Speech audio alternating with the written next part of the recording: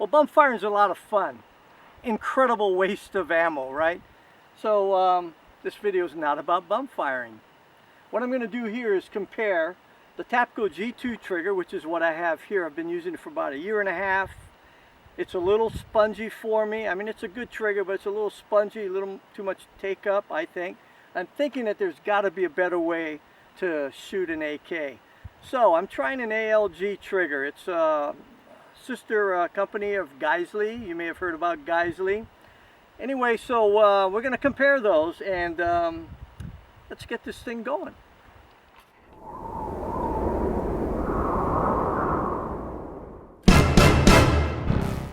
Alright, so we have the Tapco G2 trigger here.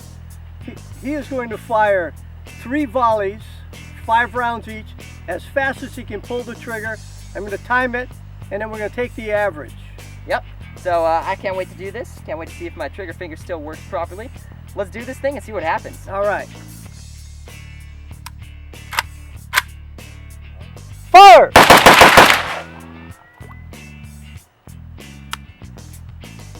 .81. Okay. Alright, shooter ready. Ready. Stand by. Fire. .81. Again? .81, one more time. Okay, shooter ready. Ready. Stand by. Fire. Ha. .81. Get out. I'm serious, look. Wow. 3 times. I guess we don't have to average that. Yeah, okay. So we got .81. Okay, here we are at 100 yards. Tapco G2 trigger. The first pull is always a surprise. I don't know where it's going to catch. That's my biggest complaint. Afterwards, the follow-up shots are good. So I'm using a little red dot sight. 100 yards, we'll see what we can do.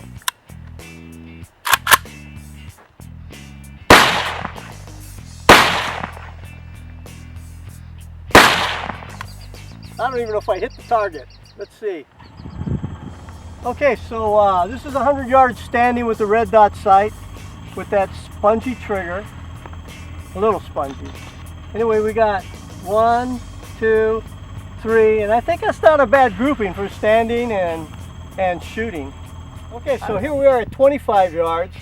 I feel more comfortable at 25 yards than I did at 100. We'll see what happens though. Still don't like the surprise first pull. All right, let's do it.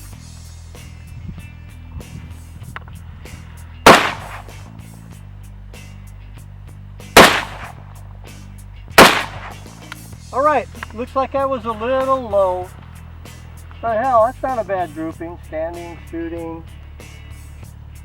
I'll take it.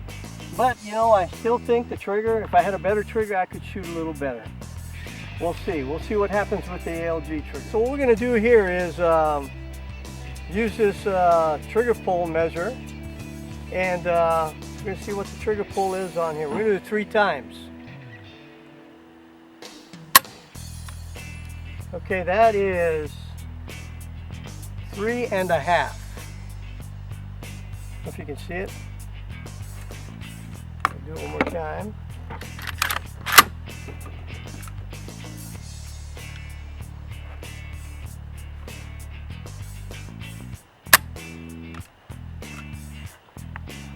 That's 3 3/4. One more time and we take an average here.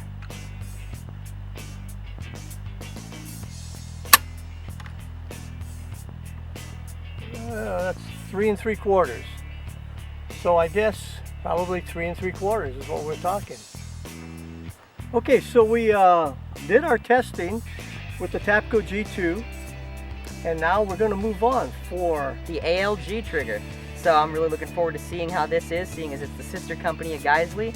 Hopefully it's every bit as good as ALG makes it out to sound like it is. Alright, what's up guys? We're back. So now that I've showed you a little bit about what you can expect to get out of your AK from a Tapco G2, we're going to swap that baby out with our brand new ALG defense trigger right here. And we also got this nice new spring as well. So, in the interest of time, we're actually not going to show you how to take out the G2 and replace it with the ALG. But if you'd like to see that in a separate video dedicated to doing that process, please don't hesitate to tell us in the comments. We'll get that done for you. So anyways, now I'm going to swap out this trigger, and we're going to do some filming with the ALG in there. See what happens.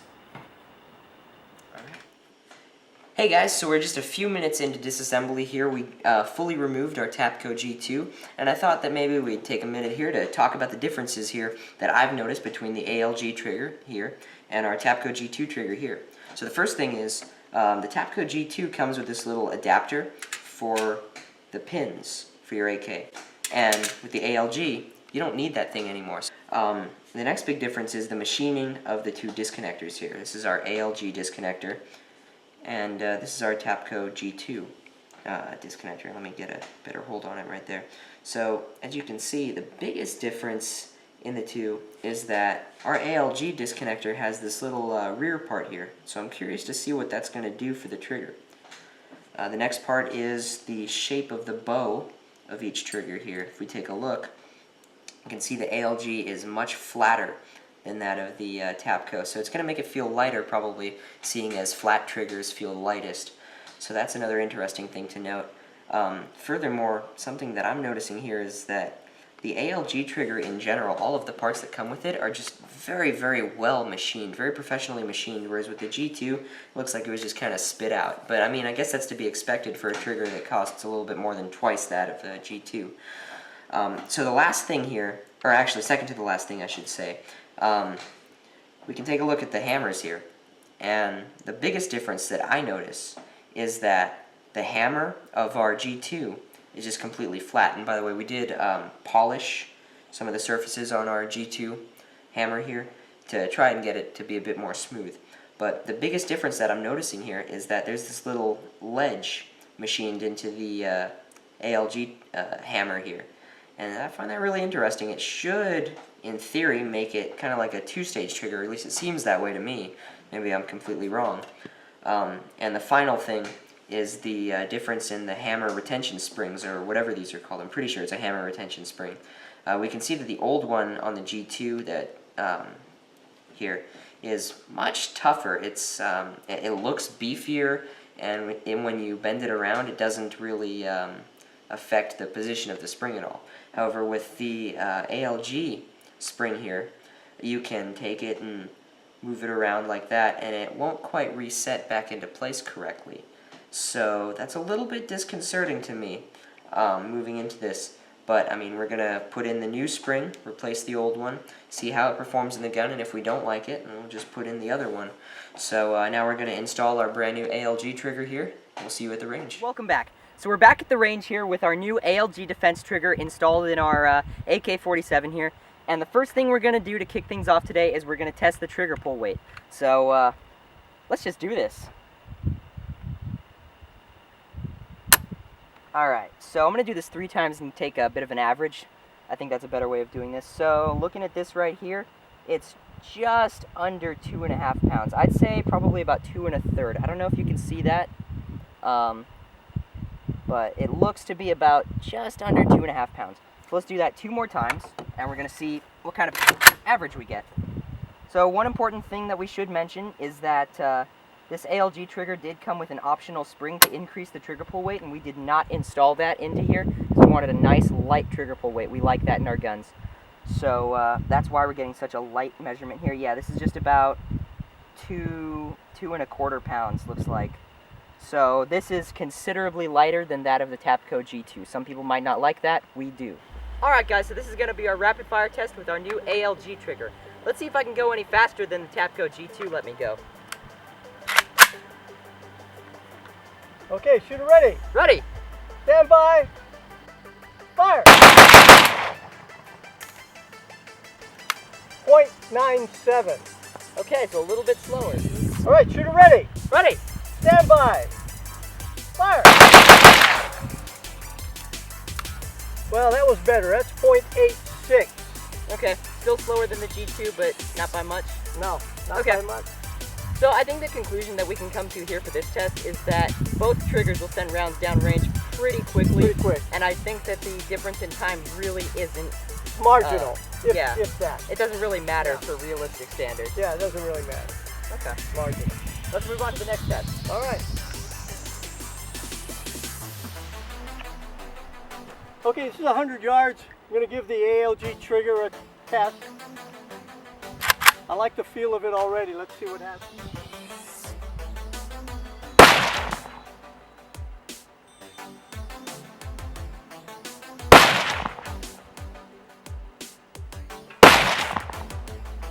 You know what? Let me make one more shot. I'm starting to get the feel of the trigger now. Oh yeah. I'm getting the feel now. It's taken a while because the G2 had so much more of a pull. This has a lighter pull and it grabs a lot earlier. And so it's been throwing me off. My fingers just can't get used to it, but now I think I am getting used to it.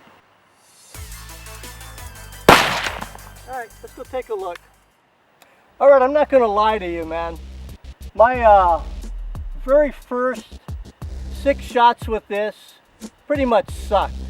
And the reason being is my finger, you know, parts of our body have memories too, just like our mind.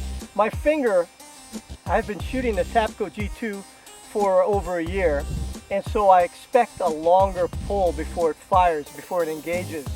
This engages a lot earlier, and so it was throwing me off, and I was missing. These are my first shots.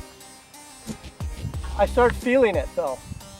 The last 5 shots, I felt it. In fact, probably the last 3 shots, I really felt. I felt where it grabbed. You know, look, boom, boom, boom, boom, boom. This is 100 yards standing, so yeah, it takes a little bit of skill, but a lot has to do with the equipment. I love that trigger. I am going to become really good friends with this trigger. Okay, we have the ALG trigger on here. And the AK is known for close quarter combat. So this is 25 yards. We're going to see how it does, or how I do with it. All right, I'm too safe sometimes.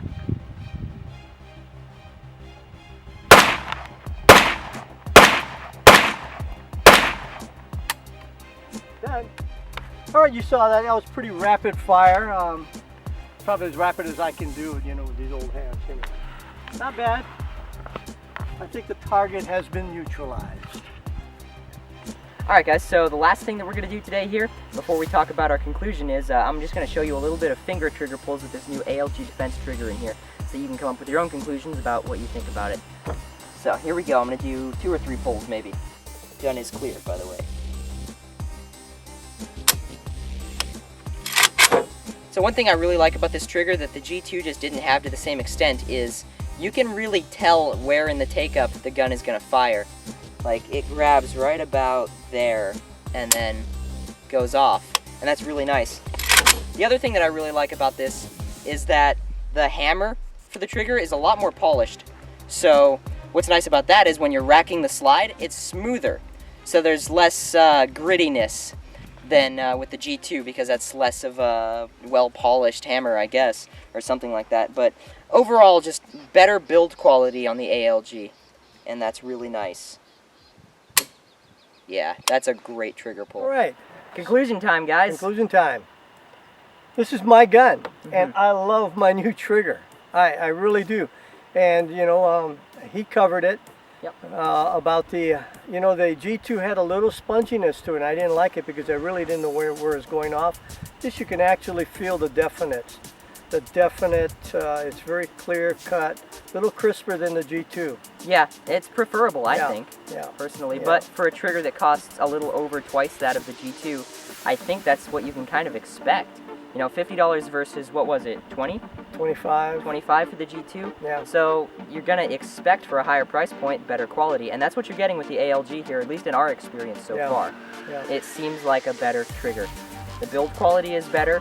I really like the racking of the slide, or rather the slide, but the charging handle. It's a lot smoother with that nicer hammer in there, and I like that a lot. Because sometimes it's a bit of a pain to keep racking that thing back with the old G2 in there. It's a bit gritty, it's just tough. It's tougher. Yeah. So it's better. The trigger pull is much more definite, and you can really tell where it grabs and where it's going to go off. And I love that about that trigger. Well, that's the important thing for me in a trigger. Yeah, and you know, overall, I think this trigger will make me a better shooter, and I think that's what's important. You know. Yeah. You got to have a good trigger. You definitely have to have a good trigger, and I think that so far, you know, with the Sega 3 triggers, we had the original Sega trigger, which I liked the definition of it, but it was ridiculously sloppy. It had a long pull too. Long it was probably pull, 11, yeah. 12 pounds, something like And that. The ALG, of course, is the best trigger we found so far. I'm not going to go back to the G2. So, in conclusion, would you recommend the ALG over the G2? I definitely would. And for $25 more, you know what? You spend more than that in paper targets. You do. You want to hit the center of those paper targets? I think this trigger is going to help you. All right, so you're recommending the ALG trigger over the G2 to anyone out there looking to upgrade or buy a trigger for their AK. Is this a trick question? All right, guys. Yeah, I am. So you know our opinion. Thank you for watching. Don't forget to like, comment, subscribe, share, favorite, do whatever. Thank you all. We will see you all next time. Yeah, we'll see you at the range. This has been Fun with the Gun, signing off.